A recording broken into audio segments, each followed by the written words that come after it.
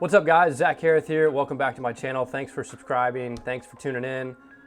As usual, be sure to share, like, subscribe, the whole nine. You know the drill. Today we're gonna be jumping in and talking about buying apartment buildings while in college. So I managed to somehow find the courage to purchase some of these things, some of these apartment buildings while I was still in school.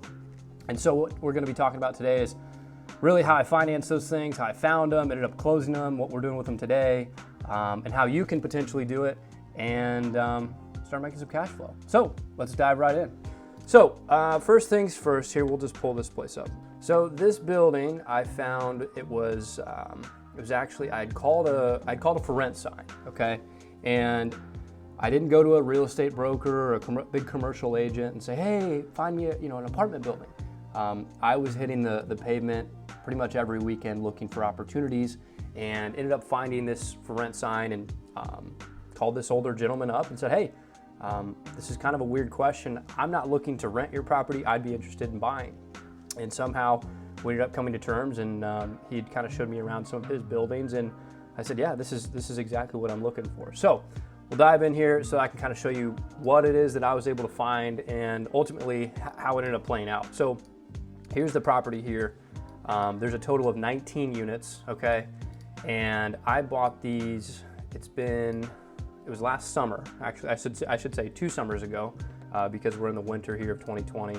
And like I said, found these off of just cold calling, okay? So if you're gonna be in the real estate business, you need to be somewhat comfortable with getting on the phones. And if you're not, you need to find somebody that is, so that you can leverage that person, because there's a lot of opportunity that can come from cold calling. So what happened was, like I said, I called this guy up, ended up scheduling a tour with him. He ended up having multiple properties. And so what I did was I cherry picked his portfolio and bought the best one. So this guy had this 19 unit property. He also had an 8 unit, and I bought those simultaneously. So 19 units, there's a couple different buildings here. This is just the Google Earth version, but let's see if we can go aerial here. So here we are, we're kind of tucked back in this corner. So we have 2 units here, another 2 here. This is the entrance. I think we have, gosh, I don't even want to say the amount of units that we have in these 2 buildings here, and another 2. But there's a couple things that we're going to have to be looking at doing here over the next couple of years, just as far as operating these buildings. We have to repair the parking lot. We're going to have to redo the roof. So this is money that I knew we were going to need going into the deal. So I wanted to make sure that I raised enough to be able to, complete those renovations or those repairs when they were needed. But let's dive into the numbers here. This is a pretty quick analysis. It's not, I want to keep it as simple as possible, especially for the people who are new, right? Buying apartments is a lot different than buying homes, and I think it can kind of freak people out. Like, oh my gosh, it's an apartment building, it's this big thing. When you start digging into the numbers, it's really not, right? So, like I said, we have 19 units, and this is, let me see if I can zoom in here. So this is kind of a breakdown. So we have 6 1-beds, 13 2-beds. These were some of the current rents when we picked it up, so incredibly low. And that's one thing you want to look for when you're purchasing apartments is, are you buying a property that has under market rents so that you can go in and raise those rents up to market? That's where you're able to really add value. So that's what we did. So we figured, okay, the one bedrooms are rented for about $450. The 2 beds are right around $550, and we think that market rate is $475 for the ones and $600 plus for the 2s. So kind of some initial underwriting here. We ran it at 6% vacancy, which is where they were at when we purchased it, and then 6% market vacancy as well. So you have like I said, you have your current, your market. This is gonna run, these 2 columns are gonna run for all the expenses and income for the property. So we have our insurance costs, we have our property management, we have taxes, maintenance, utilities. These are all broken down. In this particular property, the electric meters are separate. So as the landlord, we are not responsible for the tenant's electricity. However, the water and sewer, we're responsible for that kind of stuff. So that's where you'll see here almost $10,000 as far as costs. So these were the numbers that the owner had given me. And so I was able to run through and kind of figure out, okay, hey, what's gonna change on this kind of stuff? So our insurance, I called around and got some quotes. Again, it all goes back to being comfortable to being on the phone, because you're gonna have to talk to a lot of people to understand where your numbers are, right? So here's some of the other expenses that I started to underwrite, and you'll see here like our CapEx. CapEx stands for capital improvements, or I'm sorry, CapEx stands for capital expenditures. So we figured we wanted to have about $300 per unit a year, so that, you know, if something were to go wrong, we have that money on the sidelines ready to deploy. So you can see purchase here, 11.9 cap rate, running at an expense ratio of about 52%. In multifamily, there's this thing called the 50% rule, and it's like a rule of thumb, right? So it's pretty easy when you do like a back of the napkin or a back of the envelope underwriting, or, you know, kind of quick analysis of, okay, hey, it's bringing in this much in income, and you figure, let's say that a property is bringing $100,000 a year in income. The 50% rule would say all of your taxes, insurance, all of these expenses that go into owning and operating a property are going to total about 50%. So you take that $100,000 times 50% is going to give you $50,000, right? From there, you can calculate your cap rate and kind of figure out how much you would want to pay for the property. So that's to some extent what I did on this one. So as far as purchase price, we were able to pick this one up for $450,000. We did go on and take debt, right? So we went to a bank and got a loan. So here's the terms of the loan. This was actually 75%.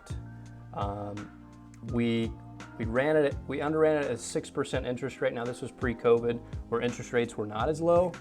We ended up getting a 5.25% rate. So interest was 5.3%, and then the amortization was, we actually got it at 25. So that takes our like annual mortgage payments to about $24,000, but purchase price $450, okay? Our down payment was just over $100,000, so $112,500. We figured closing costs were gonna be about $15,000, which was way too high, what we ended up finding out. And then the CapEx, our capital expenditures budget, we figured about $45,000. So our total cash to close was like $172,000. After we ended up getting through some of the processes and understanding the actual cost on, you know, closing costs and some of these other things, we were actually way too conservative. So the total cash to close that we actually brought was $150,000. So what I did as a college student, I didn't have $150,000, I didn't have $450,000 to buy this. So I went and I raised the money. I raised private money, right? I went to individuals and I said, hey, here's the opportunity. Here's how I'm gonna structure it. Is this something that you'd be interested in? I didn't ask for money, I presented an opportunity, right? So what that looked like was, it was a joint venture, and a joint venture is really just, you know, it's a group of people coming together to take down an opportunity similar to this. Now, in this joint venture, we had a couple different partners. There were 2 money partners, okay? So it's myself and another equity partner, and we went out and raised $75,000 per person, okay? So what that looked like was, we had one LLC, like 123 Main Street LLC, and then we had 2 subsidiaries, my entity and my partner's entity, to where that $75,000 came from, to make a total of $150,000. So from there, we were able to close the loan, ended up closing the property, and now we're currently operating it. But the biggest thing there was knowing, hey, I don't have the actual cash, and it didn't come from my bank account, right? I was able to bring that opportunity to someone else that had money. And so you guys might hear like, hey, when you find a good deal, the money will be there. And that's absolutely true, right? So what I mean by that is, if you don't have the cash up front, if you don't have hundreds of thousands or millions of dollars, that's okay, right? You need to figure out a way to bring value to someone that does have money, right? Because when you're a young person, you know, you might have one of 2 things. You might have money, some of us do, some of us don't, and you might have time, right?